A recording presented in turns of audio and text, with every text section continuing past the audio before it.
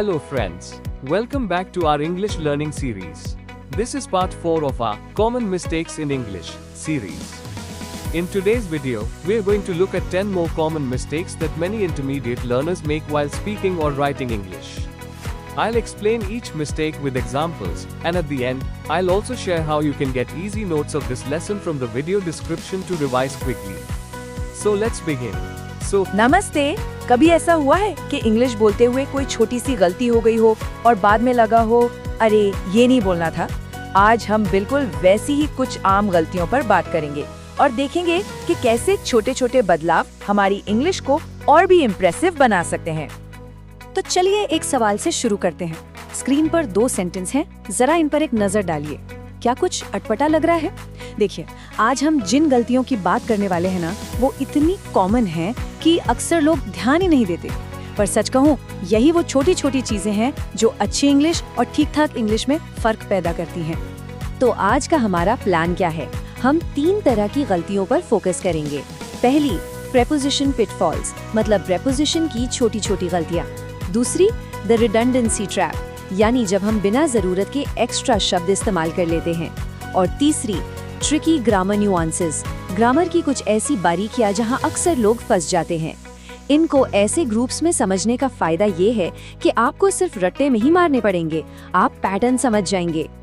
तो चलिए शुरू करते हैं हमारे पहले सेक्शन से, प्रेपोजिशन पिटफॉल्स। ये इन, एट, टू, दैन जैसे छोटे छोटे शब्द देखने में बहुत मामूली लगते हैं, है ना? पर इनका गलत इस्तेमाल आपके सेंटेंस का पूरा मतलब ही बदल सकता है। चलिए देखते हैं कैसे। ये देखिए पहली और बहुत ही आम गलती। जब हम 2 चीजों में से एक को चुनते हैं तो तुलना के लिए देन शब्द जुबान पर आ ही जाता है, लेकिन प्रेफर के साथ ये नहीं चलता। सही तरीका है I prefer tea to coffee. तो नियम क्या है? बहुत सिंपल है। जब भी आप प्रेफर वर्ब का इस्तेमाल करेंगे किसी चीज की तुलना करने के लिए, तो उसके साथ हमेशा टू आएगा, देन कभी नहीं। बस ये एक फिक्स्ड रूल है, इसको याद कर लीजिए। चलिए इसी कैटेगरी में एक और गलती देखते हैं। अक्सर जब हम बताते हैं कि हम किसी चीज में अच्छे हैं तो हम कहते हैं गुड इन इंग्लिश या गुड इन मैथमेटिक्स। सुनने में सही लगता है, लेकिन ग्रामर के हिसाब से यहाँ एक छोटा सा ट्विस्ट है। रूल यहाँ भी बिल्कुल सीधा है।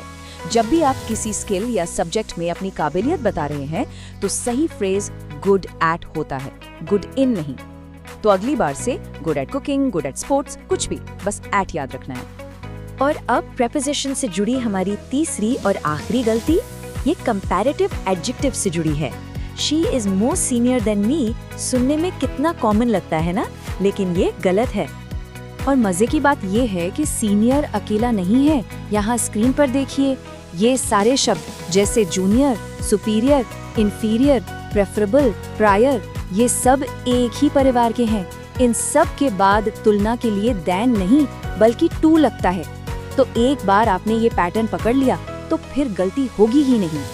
चलिए अब आगे बढ़ते हैं हमारे दूसरे सेक्शन पर, द रिडंडेंसी ट्रैप। इसका सीधा सा मतलब है कम शब्दों में ज्यादा असरदार बात कैसे कहें। तभी कभी हम फालतू के शब्द इस्तेमाल कर लेते हैं जिनसे हमारी बात साफ होने की जगह और उलझ जाती है। ये गलती तो बहुत ही ज्यादा होती है। लोग अक्सर डिस्पाइट ऑफ बोल देते हैं। नियम एकदम सिंपल है, डिस्पाइट के साथ ऑफ कभी नहीं आता। या तो आप बोलिए डिस्पाइट द रेन या फिर बोलिए in spite of the rain. दोनों का मतलब बिल्कुल एक ही है, बस डिस्पाइट अकेला आता है। बिल्कुल इसी तरह की एक और गलती है कंप्राइज के साथ ऑफ लगाना। देखिए, कंप्राइज का मतलब ही होता है कंसिस्ट ऑफ। तो जब आप कंप्राइजेज ऑफ कहते हैं तो आप एक ही बात को 2 बार कह रहे हैं। तो या तो कहिए द टीम कंप्राइजेज 11 प्लेयर्स या फिर the team consists of 11 players. अच्छा, ये वाली गलती तो हम सबने कभी ना कभी की होगी या सुनी होगी। मोर ईजियर, ईजी का कंपैरेटिव फॉर्म ईजियर पहले से ही है, तो उसके आगे मोर लगाना, ये तो वही बात हो गई कि आप एक ही चीज 2 बार बोल रहे हैं। इसे डबल कंपैरेटिव कहते हैं और इससे हमेशा बचना चाहिए। सीधा कहिए दिस क्वेश्चन इज ईजियर। और एक और उदाहरण, सपोज इफ इट रेन्स। यहाँ सपोज और इफ दोनों का मतलब एक ही है, मान लो कि।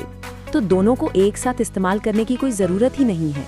या तो सपोज इट रेन्स कहिए या फिर इफ इट रेन्स कहिए, बात साफ और सीधी हो जाएगी। और अब हम आ गए हैं अपने आखिरी सेक्शन पर, ट्रिकी ग्रामर नुआंसेस। यहाँ हम कुछ बहुत ही फाउंडेशनल मतलब एकदम बुनियादी ग्रामर रूल्स देखेंगे जो आपकी इंग्लिश में फ्लुएंसी और एक्यूरेसी लाने के लिए बहुत जरूरी है। ये गलती I didn't knew the answer बहुत आम है। याद रखें, जब भी आप ऑक्सिलरी वर्ब जैसे डिड या डिडंट का इस्तेमाल करते हैं तो उसके बाद वर्ब हमेशा अपने बेस फॉर्म में यानी फर्स्ट फॉर्म में आता है। इस रूल को याद रखना बहुत ही आसान है। लॉजिक समझिए।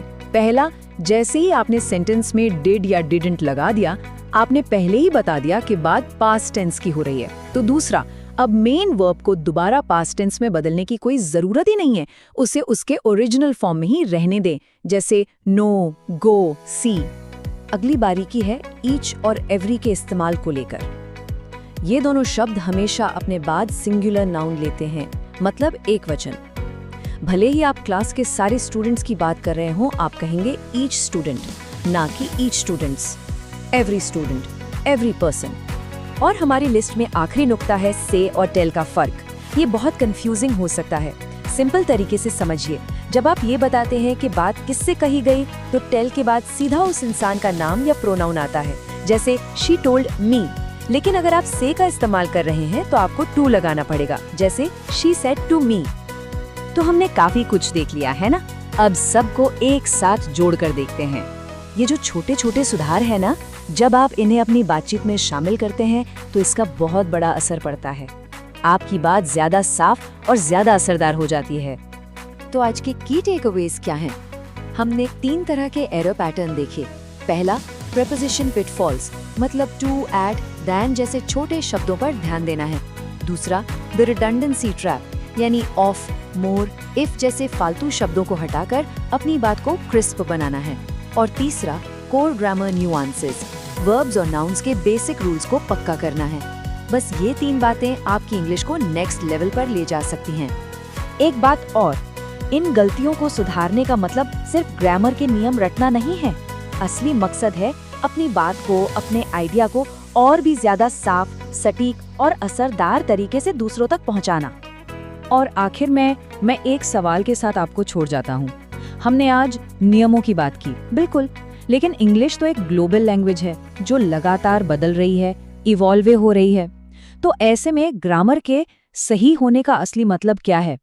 क्या इसका मतलब है कि हम नियमों की किताब से चिपके रहें, या फिर इसका मतलब है कि हम अपनी बात को इतने अच्छे से समझा पाएं कि कोई कंफ्यूजन ही ना रहे?